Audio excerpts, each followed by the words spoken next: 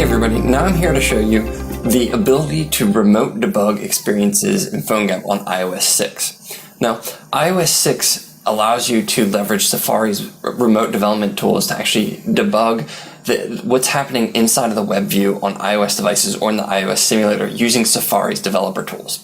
So what I'm showing you right here on the screen is a PhoneGap application that's actually running in the iOS simulator. Let me go ahead and pull up Safari here. In Safari, if you click on the Develop menu, you're going to be able to see the iOS simulator if it's running, and then also any connected iOS devices. And right now I don't have any applications running on my iPad. But you can see the index.html file that's for the iPhone simulator. And you'll see that when I mouse over that, it highlights what's happening in the simulator. I'll go ahead and click on that. It launches the developer tools.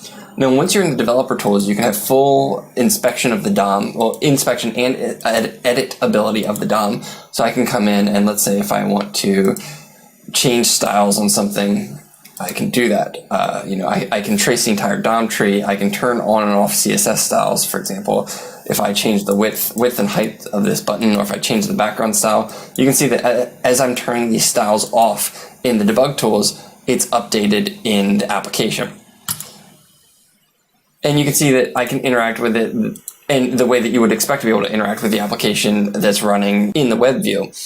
I can click on buttons, I can perform whatever kind of events that are happening, I can request data. You interact with it the same way you would expect to interact with it. But when you do, you can, like I said, inspect the DOM. You can also set breakpoints. So if I go ahead and let's find location view, and if I just set the render function here, and I'll go ahead and click this. You can see that I've now set a breakpoint on the render function, and I can go through and step line by line to see values that are in memory. So I can see the arguments, I can see references to specific objects, and see what the actual values and structures are that are in memory in JavaScript in the current thread of execution. And you can see the entire call stack.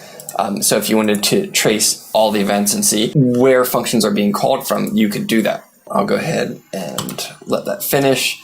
And you can see, oh, look, we have another breakpoint on render. Let me go ahead and remove that breakpoint and let it go again. And now the application is running just as we would expect it.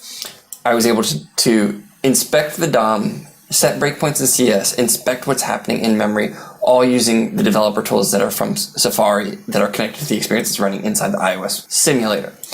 Now, I've shown the iOS simulator. Let me go ahead and launch an application actually on the device. So I'll switch over to Xcode. And let me go ahead and launch the application on my on my iPad. So it's launching.